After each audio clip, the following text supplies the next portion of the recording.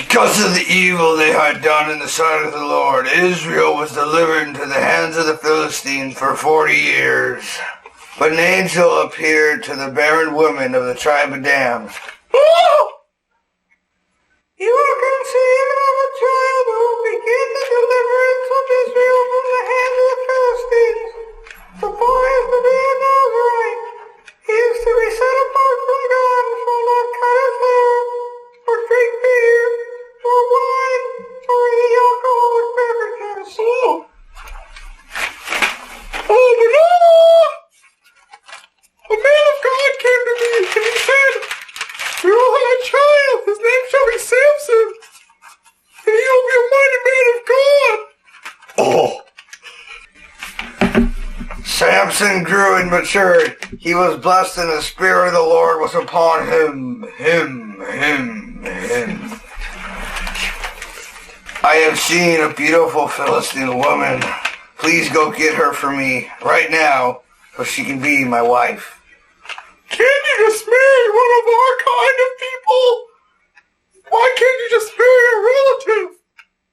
I'm sure she is the right one for me. Do it, or I will cut your face. So Samson went to the land of the Philistine with his parents. On the way, a huge lion attacked him. The Spirit of the Lord came upon him, and he tore the beast apart with his bare hands.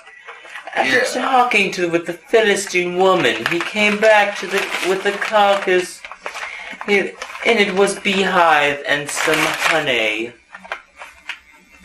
Yummy.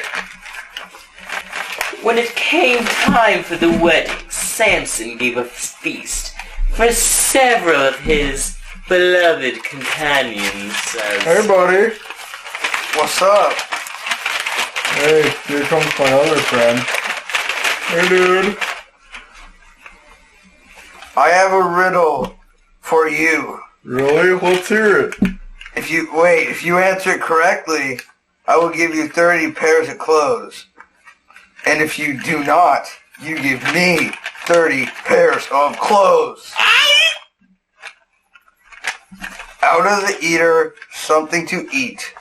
Out of the strong, something sweet. Oh, that's pretty difficult. Tonight, we'll think it over. Samson's wife! She gave us a riddle, and it says, out of the eater, something sweet. Wait, out of the eater, something to eat. Out of the strong, something sweet. So, go seduce your husband into telling us the answer, or we will burn you and your father's house. Oh, His wife relentlessly tried to persuade him into telling her the answer, and he finally did. But when the companions answered correctly, he was furious that he had forced his wife to tell them the answer. After giving him the clothes, he left for his father's house, and his wife was given to a different friend. Later on, Samson went to see his wife, but his father would not permit him. Nope, not seeing her. I thought you hated her, so I gave her to another friend. I will get revenge on the Philistines.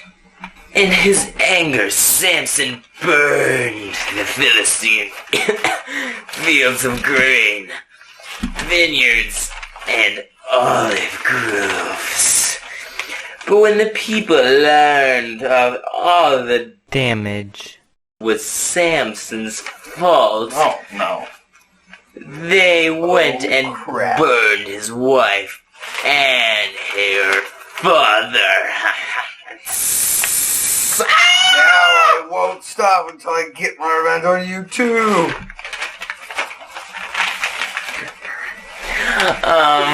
God's spirit was upon Samson, and he slaughtered over 1,000 Philistines. Oh! Oh!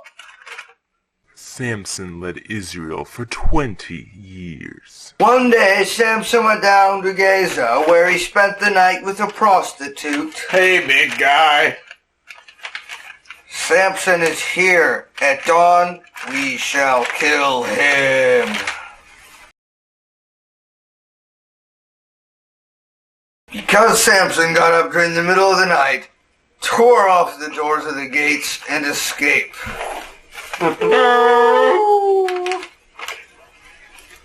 Later, Samson fell in love with a woman named Delilah.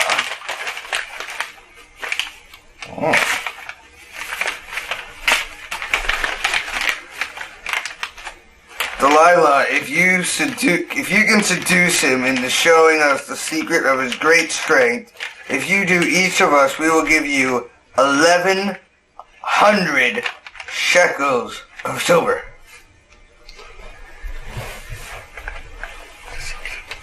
Tell me the secret of your great strength. Well, if someone ties me up with 7 flip-flops, I will become as weak as any other man. So during the night, Delilah tied up Samson, but he snapped them off easily. Whew. You have made a fool of me. Tell me the secret. Alright. Well, if you tie me with 7 ropes, I will become immensely weak.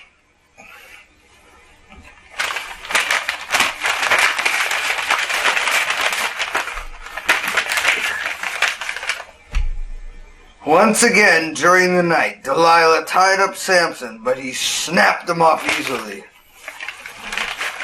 Quit lying to me. Tell me how you can be subdued. Okay, if you weave the braids of my hair into the fabric of the loom, I will become as weak as any other man and or woman. Why didn't you just tell me in the first place instead of making myself look like a fool? So during the night, she wove his braids and loom, but he pulled them out easily. Oh, my tie! You have tricked me 3 times, and none of those have been true.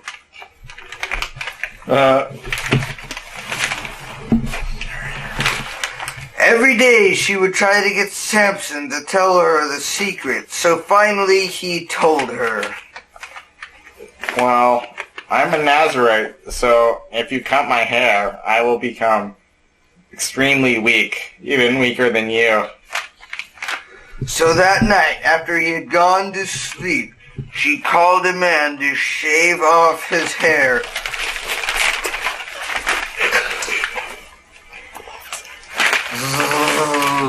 But this time, he could do nothing because the Lord had left him. The Philistines seized him and gouged out his eyes.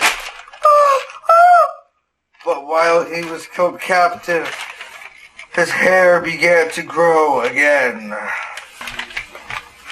Our God, Dagon, has delivered Samson into our hands.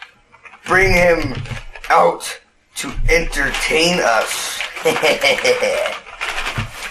Please welcome Samson! So Samson was I can't see. Where'd my eyes go? So Samson was brought out between the pillars of the temple, which was crowded with thousands and thousands and thousands and thousands and thousands and thousands of people. Put me between these pillars, please.